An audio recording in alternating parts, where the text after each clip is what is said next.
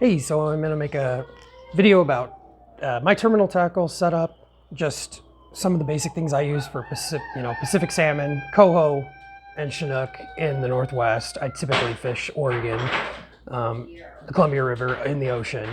So this is what I run pretty much for all my different setups. I really like using this sliding setup that I'm showing you here.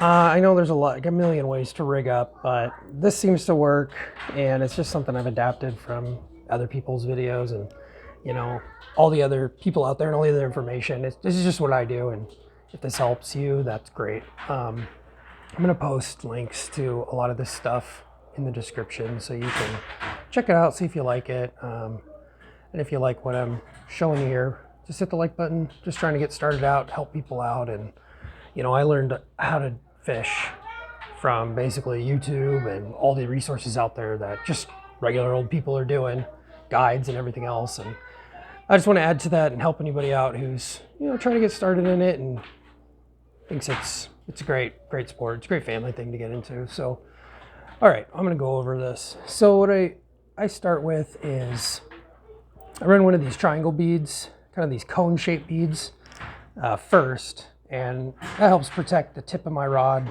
from when you're reeling up, it'll kind of go in that eye and it won't let anything go through that eye to break it or mess it up, It's just a safety precaution. But the primary reason I run this is because when it's going through the water, this will bulk up any seaweed and whatnot. And I found that these work pretty well.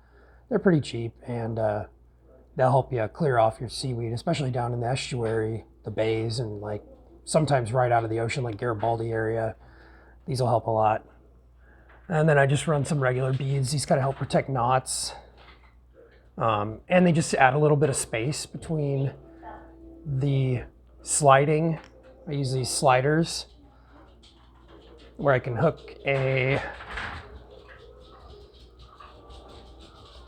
duo snap to it, and then I can hook my weight to that duo snap or add a dropper to my weight. And that works really well. And it's adaptable for a lot of situations. If I'm in the ocean, I'm just gonna hook my weight right on or use a diver. But I like to run weight a lot. I feel like I know where it's at more. I know a lot of people run divers in the ocean, and I do, but just knowing my lead, knowing how far out my, your gear, whatever works for you. If you can catch fish with it, do it. That's what I think. All right, so I run these beads, just a little separation. And I put like a bigger bead. It doesn't really matter what kind, but just something to protect this knot right here that I run to my, basically, snaps, barrel swivel, one of these ball bearing swivels.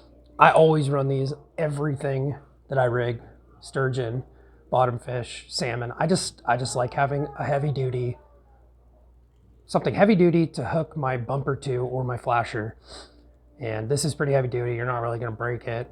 I like it. It works for me. That's what I run. So that is a cool terminal setup. This little thing I found at Fisherman's. This is similar to this one here, but it's hard to see, but the inside here isn't as sharp as the green one. And it's more smooth. It's designed specifically for braid.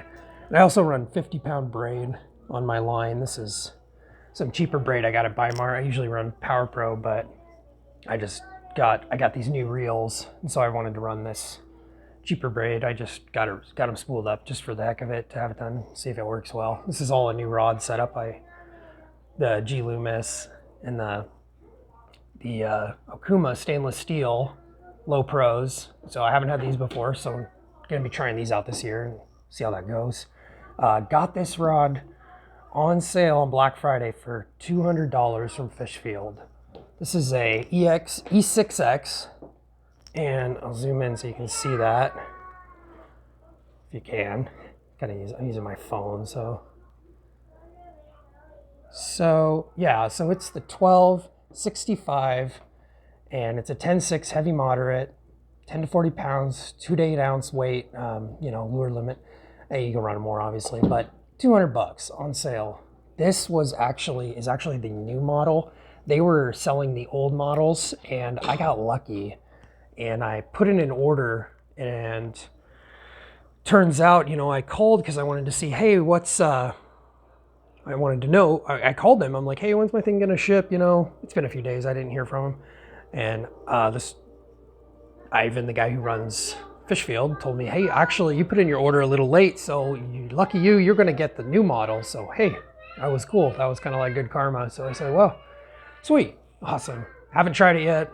Haven't had it out for salmon yet. I got, like I said, Black Friday, so I don't usually. I'll probably do a first trip in coming here in end of February, maybe, but for sure early March. I know there's already been 2 springers that I've heard of popped on the Willamette. So, and I've heard of one caught in the Columbia, but that's unconfirmed. But I definitely have heard of 2 caught in the Willamette. So we'll see how this year goes. It's forecasted to be a little better, so we'll see. Anyway, I'll get back to it. So there's my terminal setup right here. And this is, like I said, my general setup for all fishing salmon basically everywhere. I just think you can't really go wrong with something like this. I used to run the fixed setup, but I feel the slider, especially if you're dredging the bottom on the Willamette or on the Columbia or any other area, you know, this just allows it to be more free. If they grab it, they're going to be able to pull the line.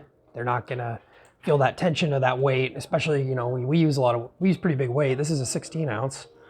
So, I mean, you don't want them to feel that tension right away. You want that rod to bounce down, yank down, give them that feeling. So anyway, that's what I run. So I'm going to end the video there, and then I'll do another one on what I run for different setups and some of the things that I keep on me when I'm out and about. All right, well, thanks for watching. Give me a thumbs up if you like it, and I'll post some of these where I found some of these little items on Amazon or, you know, Fisherman's, wherever you want to look. But I always price check, you know, to multiple places, try to get the best deal. I love buying local, but at the same time, you also got to buy stuff that, you know, if you get a good deal on something, it's hard to pass up. So, all right, thank you. And hopefully I'll post more soon.